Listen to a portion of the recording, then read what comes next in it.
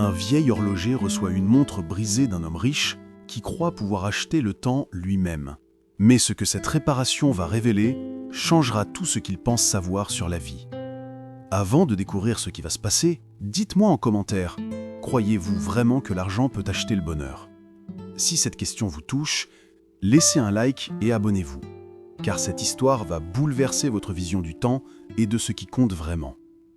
Dans les prochaines minutes, vous allez découvrir un secret que peu de gens comprennent, une vérité cachée derrière les aiguilles d'une montre en or et une leçon qui pourrait transformer votre façon de vivre chaque instant. La montre cache un message gravé que personne n'avait vu. Maintenant, laissez-moi vous raconter comment tout a commencé. Les semaines s'écoulèrent comme de l'eau entre les doigts. Émile travaillait sur la montre chaque matin, avant même que le soleil ne se lève.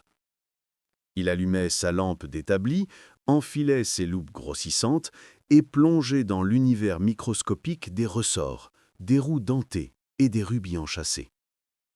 Chaque pièce était un poème de précision, chaque ajustement une prière silencieuse. Il avait découvert, gravé à l'intérieur du boîtier, une inscription presque effacée par le temps. Le temps donné ne revient jamais, mais il demeure. Ces mots l'accompagnaient pendant ses longues heures de travail, résonnant dans sa tête comme un mantra ancien. L'homme au costume revenait chaque semaine, toujours le jeudi à 17h précise. Il ne sonnait jamais à la porte, entrait directement, inspectait les progrès avec des yeux avides et impatients. Il ne posait jamais de questions sur la technique, seulement sur les délais. « Encore combien de temps ?»« Le temps nécessaire, monsieur. »« Vous me faites perdre mon temps. »« Au contraire, » répondit Émile sans lever les yeux de son travail, « je vous aide à le retrouver. » Ces échanges laissaient l'homme frustré, mais il ne partait jamais sans jeter un dernier regard à la montre, comme si elle contenait un secret qu'il avait peur de perdre définitivement. Un jeudi, il arriva plus tôt que d'habitude. La pluie tambourinait contre les vitres avec une violence inhabituelle. Il était trempé, ses cheveux collés sur son front, son costume dégoulinant. Mais ce n'était pas l'eau qui le faisait trembler. « Ma fille !» commença-t-il avant de s'interrompre, la voix brisée. Émile leva les yeux, posant délicatement ses outils. Pour la première fois, il vit l'homme non pas comme un client arrogant, mais comme un être humain en souffrance. « Ma fille a 12 ans, continua l'homme en s'asseyant lourdement sur la chaise réservée aux clients. Elle est malade, une maladie rare. Les médecins me disent qu'il lui reste peut-être 1 an, peut-être moins. Il sortit un mouchoir de sa poche, non pas pour essuyer ses larmes, il n'en versait pas, mais pour serrer quelque chose entre ses doigts, comme pour s'ancrer à la réalité. Cette montre, mon grand-père me l'a donnée quand j'avais l'âge de ma fille. Il m'a dit que le temps était le seul trésor qu'on ne pouvait ni créer ni racheter, seulement partager. Je ne comprenais pas. J'étais jeune, stupide. J'ai passé ma vie à courir après l'argent, à construire un empire. Sa voix se cassa. Et maintenant, je donnerai tout ce que j'ai pour avoir plus de temps avec elle. Mais l'argent ne m'achètera pas 1 minute de plus. Émile resta silencieux un long moment. Les horloges autour d'eux continuaient leur danse désynchronisée, chacune marquant le temps à sa façon, indifférente à la douleur humaine. « Vous passez du temps avec elle ?» demanda doucement Émile. L'homme baissa les yeux. « J'essaye, mais je ne sais pas comment. Je suis toujours au téléphone, toujours en réunion. Même quand je suis là physiquement, je ne suis pas vraiment présent.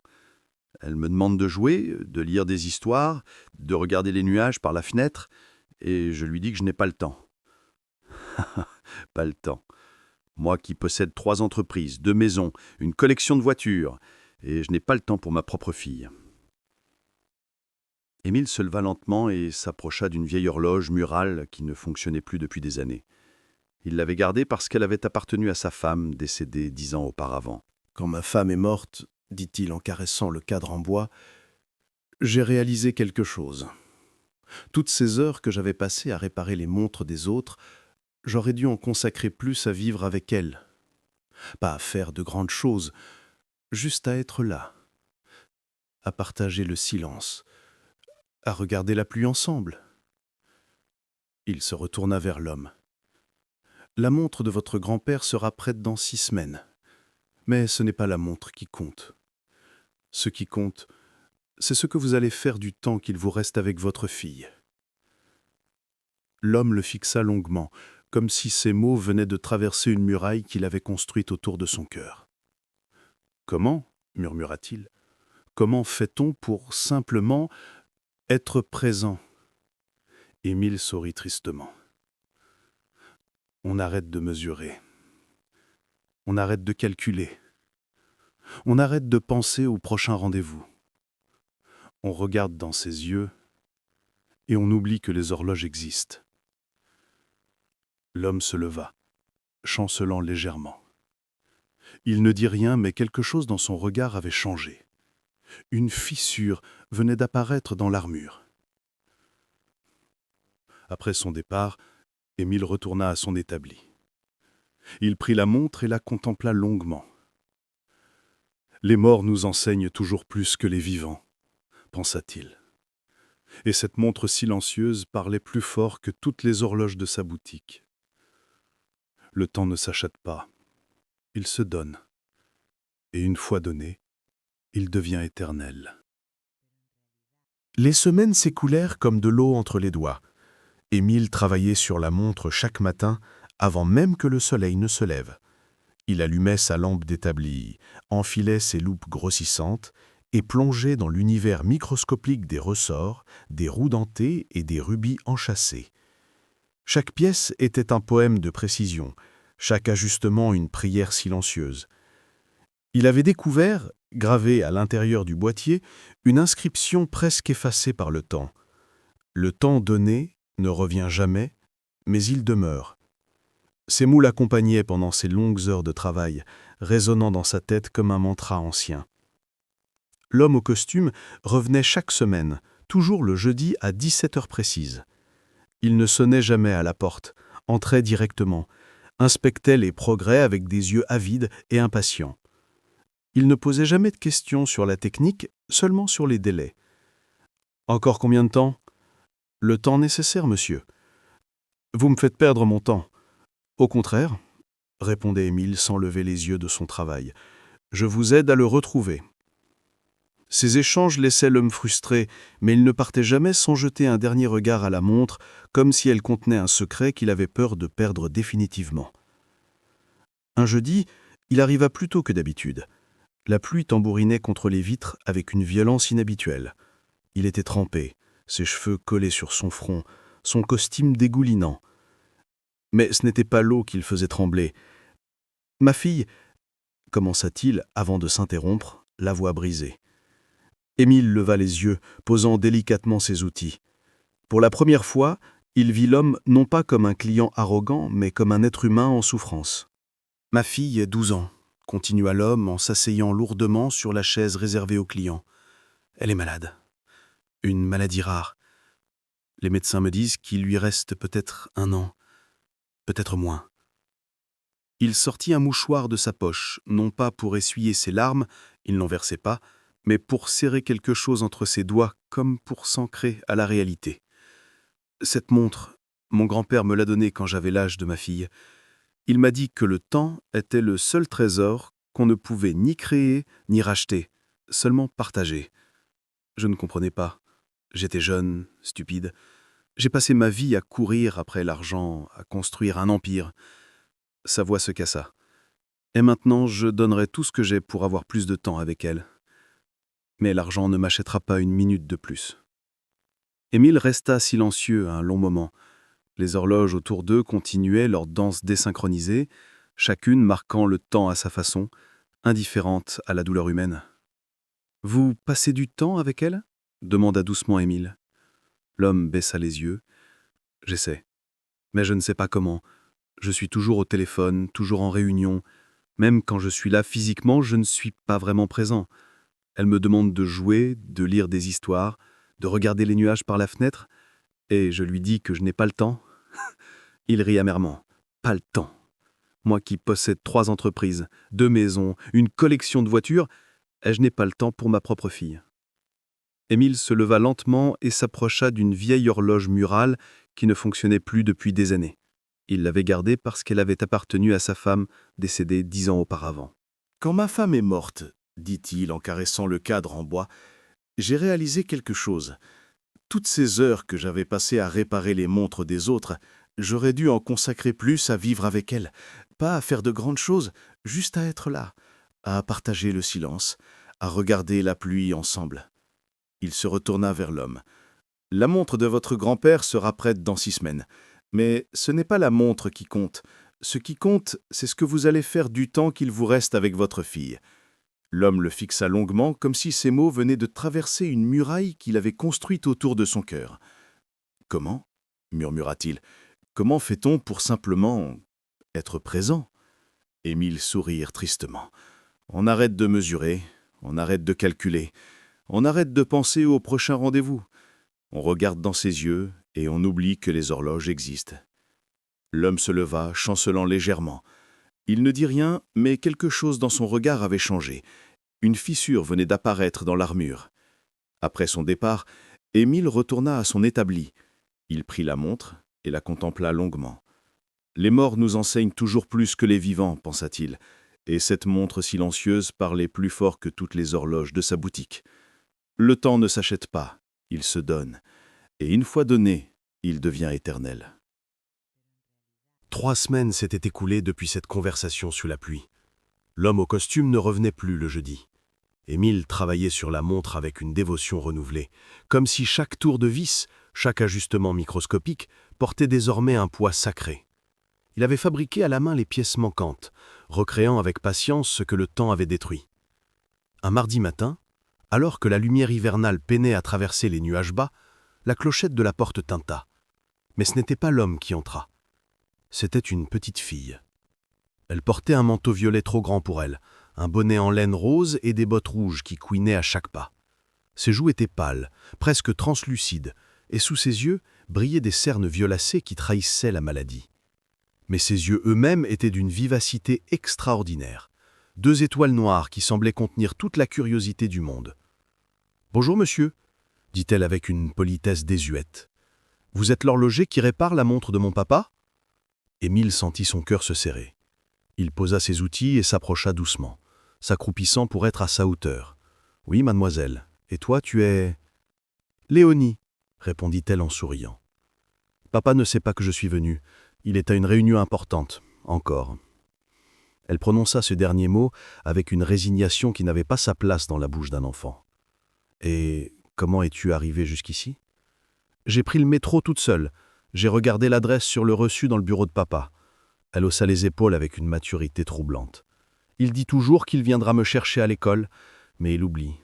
Alors j'ai appris à me débrouiller. » Émile sentit une colère sourbe monter en lui, non pas contre l'enfant, mais contre cet homme qui possédait tant et gaspillait l'essentiel.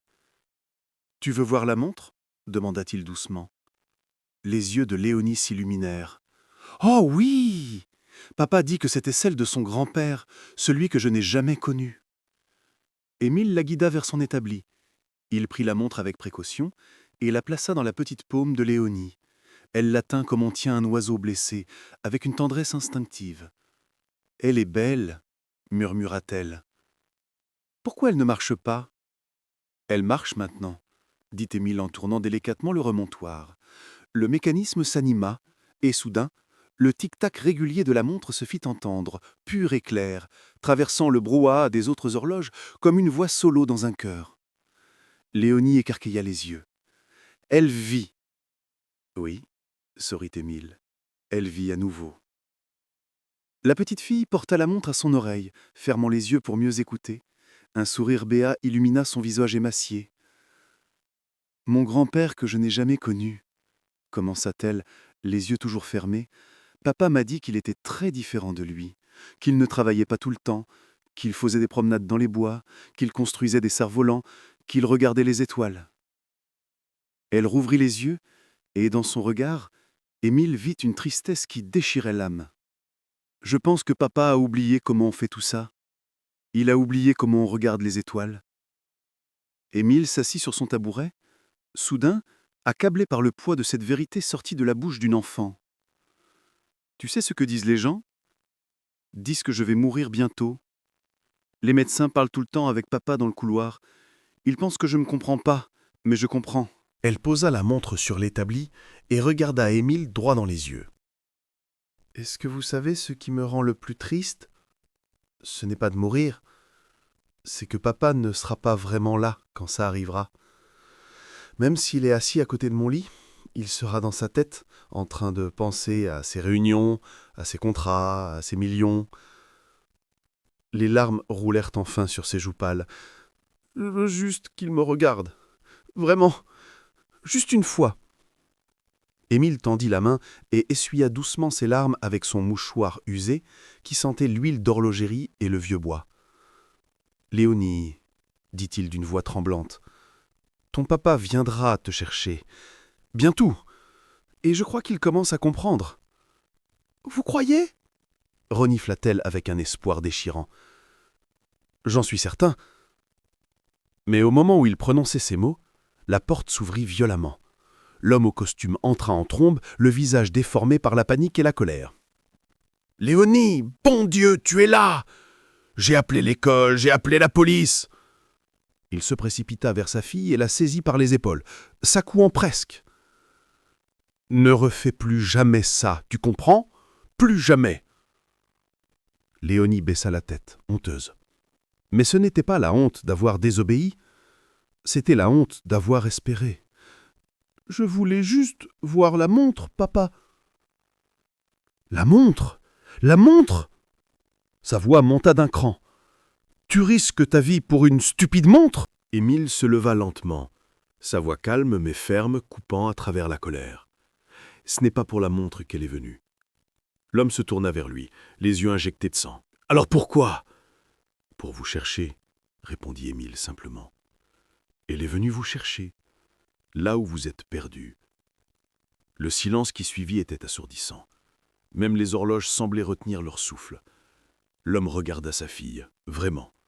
Pour la première fois depuis des mois, il vit ses joues creuses, ses yeux cernés, ses petites mains tremblantes. Il vit la mort qui rôdait autour d'elle comme une ombre patiente. Et il vit surtout la solitude immense dans laquelle il l'avait abandonnée. Ses genoux cédèrent. Il s'effondra devant elle, la serrant contre lui avec une violence désespérée, comme s'il pouvait la retenir de partir par la seule force de son étreinte. « Pardonne-moi » sanglota-t-il, « pardonne-moi, mon bébé, pardonne-moi » Léonie entoura le cou de son père de ses bras maigres et murmura « Je te pardonne, papa. Reste juste avec moi maintenant, s'il te plaît. » Émile se détourna discrètement. Laissons ce moment leur appartenir. Il prit la montre et la remonta une dernière fois. Le tic-tac régulier résonna dans la boutique comme un cœur qui se remet à battre. Le temps ne se rattrape pas, mais il se rachète, un instant à la fois. Les jours qui suivirent furent étranges et silencieux. L'homme au costume ne revenait pas chercher sa montre. Émile l'avait terminée depuis 2 semaines, la posant dans son écrin de velours bordeaux, attendant patiemment que son propriétaire revienne la réclamer. Mais le silence persistait. Puis, un samedi après-midi, alors qu'Émile s'apprêtait à fermer boutique, la clochette tinta. C'était lui. Mais ce n'était plus le même homme. Il portait un jean délavé et un pull en laine simple. Ses cheveux, d'habitude parfaitement coiffés, étaient légèrement ébouriffés. Ses chaussures cirées avaient été remplacées par des baskets usées. Mais surtout, son visage avait changé. Les rides de tension s'étaient adoucies, et dans ses yeux brillait quelque chose qui ressemblait à de la paix. « Bonjour, Émile, » dit-il doucement, utilisant son prénom pour la première fois. « Bonjour, » répondit l'horloger en souriant. « Votre montre est prête ?» L'homme hocha la tête, mais ne fit peu un geste pour la prendre. Il resta là, debout au milieu de la boutique, écoutant la symphonie des horloges comme on écoute de la musique sacrée. « Ces 3 dernières semaines, » commença-t-il, la voix chargée d'émotion, « j'ai fait quelque chose que je n'avais pas fait depuis des années. J'ai annulé toutes mes réunions. J'ai délégué mes responsabilités. J'ai éteint mon téléphone. Et je suis resté avec Léonie. » Il s'assit sur la chaise, les mains jointes entre ses genoux. « Au début, je ne savais pas quoi faire. J'étais là, assis à côté d'elle, et le silence me terrifiait. J'avais l'impression de perdre mon temps, que je devais être productif, utile. Mon cerveau criait constamment « Tu gaspilles des heures précieuses !» Émile s'assit en face de lui, écoutant avec l'attention d'un confesseur. Mais Léonie, elle a juste pris ma main. Et elle m'a dit « Papa, on peut juste regarder par la fenêtre ensemble ?» Alors on l'a fait. On a regardé les nuages pendant 2 heures. 2 heures. Il rit doucement, un rire libéré, presque incrédule. Et vous savez quoi? C'était magnifique. Elle me montrait des formes. Un dragon, un château, un voilier. Et j'ai réalisé que j'avais oublié comment voir le monde à travers ses yeux. J'avais oublié l'émerveillement. Émile sentit sa gorge se serrer. Ensuite, on a cuisiné ensemble. Des crêpes. Elle en a mis partout. De la farine sur le sol, du lait renversé. Avant, ça m'aurait rendu fou. Mais cette fois, je riais. On riait ensemble. Il se pencha en avant, les coudes sur les genoux. On a lu des livres. On a construit un fort avec des couvertures. On a regardé de vieux films en noir et blanc. On a fait des puzzles. On a parlé. Vraiment parlé. Elle m'a raconté ses rêves, ses peurs, ce qu'elle voulait faire quand elle serait grande, si elle peut grandir. Sa voix se brisa légèrement, mais il continua. Elle m'a dit qu'elle voulait être horlogère, comme vous, parce que, selon elle, les horlogers comprennent que chaque seconde compte. Émile ferma les yeux, ému au-delà des mots. Hier, les médecins nous ont donné des nouvelles. Ce n'est pas bon.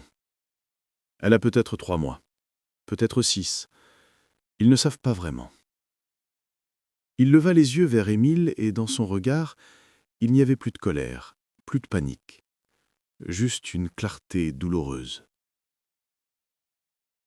Mais vous savez ce que j'ai ressenti quand ils me l'ont dit? De la gratitude. Parce que j'ai encore du temps. Peut-être pas beaucoup, mais du temps quand même. Et cette fois, je ne le gaspillerai pas. Émile se leva et alla chercher l'écrin. Il l'ouvrit et tendit la montre à l'homme. « Votre grand-père avait raison, » dit Émile. « Le temps donné ne revient jamais. Mais il demeure. Chaque instant que vous passez vraiment avec elle, chaque regard partagé, chaque rire, chaque silence, tout cela deviendra éternel. Quand elle ne sera plus là physiquement, ces moments vivront en vous pour toujours. » L'homme prit la montre et la porta à son oreille. Le tic-tac régulier résonna comme un battement de cœur. « Merci, » murmura-t-il. « Pas seulement pour avoir réparé la montre. Merci de m'avoir réparé moi. »« Je n'ai rien réparé, » répondit Émile doucement. « Vous avez juste accepté de ralentir assez longtemps pour entendre ce que votre cœur vous disait depuis toujours. » L'homme se leva, glissa la montre dans sa poche et se dirigea vers la porte. Avant de sortir, il se retourna une dernière fois.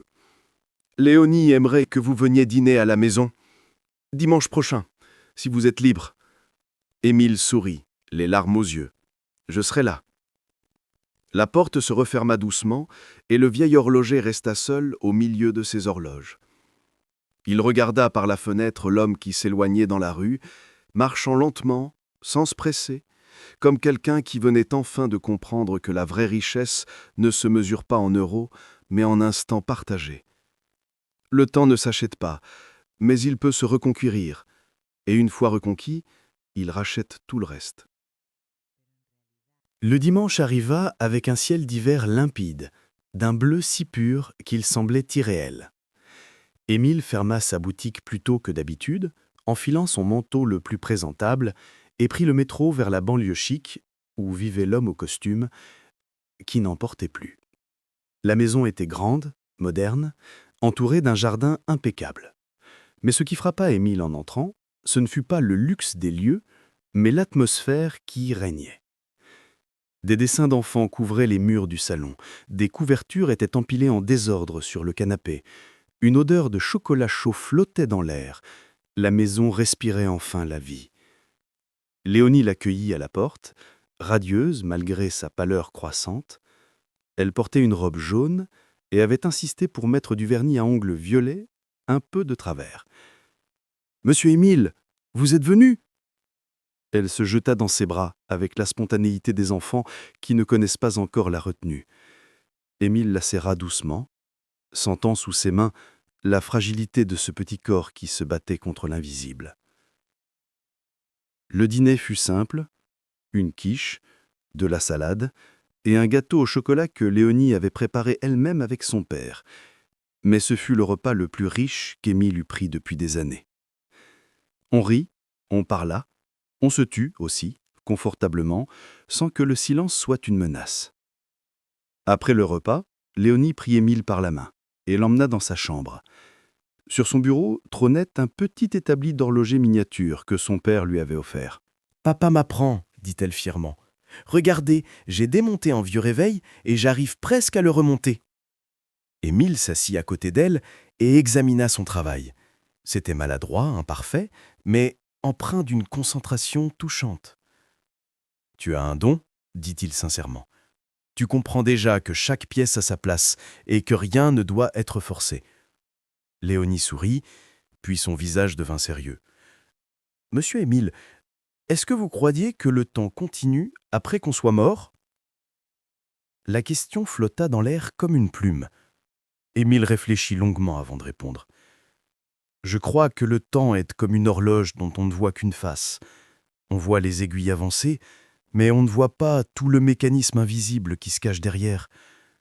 Peut-être que la mort, c'est juste passer de l'autre côté du cadran. Alors, je pourrais encore voir papa ? D'une certaine façon, oui. Chaque fois qu'il pensera à toi, chaque fois qu'il regardera les nuages et se souviendra de vos après-midi ensemble, tu seras là. Le temps partagé ne disparaît jamais vraiment. » Léonie hocha la tête, rassurée. Puis elle sortit quelque chose de sous son oreiller, un petit carnet usé. « J'écris dedans tous les jours, » expliqua-t-elle. « Tous les moments avec papa, pour ne jamais oublier, et pour qu'il n'oublie pas non plus après. » Émile dut se détourner pour cacher ses larmes. Ce soir-là, avant de partir, l'homme, qui s'appelait Thomas, Émile l'avait enfin appris, le raccompagna à la porte. « Elle a encore eu un malaise cette semaine », confia Thomas à voix basse. « Le médecin dit que ça pourrait être n'importe quand maintenant, mais je suis en paix, parce que j'ai été présent, vraiment présent. » Il sortit la montre de Gousset de sa poche et la contempla. « Mon grand-père me l'avait donnée en me disant « N'oublie jamais que tu ne peux pas créer plus de temps, seulement décider comment tu le dépenses. » J'ai mis 40 ans à comprendre. » Émile posa une main sur son épaule. « Votre grand-père serait fier de vous. J'espère que Léonie le sera aussi. » 2 mois plus tard, un matin de février où la neige tombait doucement sur Paris, Émile reçut un appel. Léonie était partie pendant la nuit, endormie, la main de son père dans la sienne. Aux funérailles, Thomas donna à Émile le petit carnet de Léonie. Sur la dernière page, écrit d'une écriture tremblante, il y avait ces mots. « Papa a finalement compris. Il a arrêté de courir. Il est resté. Et ces derniers mois ont été les plus beaux de ma vie. Je pars heureuse. Parce que j'ai eu ce que tout le monde cherche, du temps vrai. Merci, monsieur Émile, d'avoir réparé plus qu'une montre. Vous avez réparé notre temps. » Émile referma le carnet, les larmes roulant librement sur ses joues. Cette nuit-là, dans sa boutique silencieuse, il écrivit sur un morceau de papier qu'il accrocha au mur entre 2 horloges anciennes. « L'argent achète des horloges. Le temps achète des souvenirs. Mais seul l'amour rend le temps éternel. » Et il comprit que cette leçon, venue d'un homme trop riche et d'une enfant trop jeune pour mourir, était le plus précieux héritage qu'il pouvait transmettre. Le temps ne s'achète pas, il se donne. Et ce qui est donné avec amour ne meurt jamais vraiment. Cela demeure, pour toujours. Voilà ce que Léonie a écrit dans son dernier message avant de partir. Et ces mots ont changé la vie de son père pour toujours. Si cette histoire vous a touché au plus profond de votre cœur, dites-moi en commentaire quelle est la personne avec qui vous devriez passer plus de temps dès aujourd'hui, avant qu'il ne soit trop tard. Laissez un like si vous comprenez maintenant que le temps est le seul trésor qu'on ne peut jamais racheter, et abonnez-vous pour ne manquer aucune histoire qui pourrait changer votre vision de la vie. La montre en or a été réparée, mais ce qui a vraiment été réparé, c'est quelque chose de bien plus précieux. Rappelez-vous, l'argent achète des horloges, le temps crée des souvenirs, mais seul l'amour rend le temps éternel. Partagez cette histoire avec quelqu'un qui en a besoin aujourd'hui.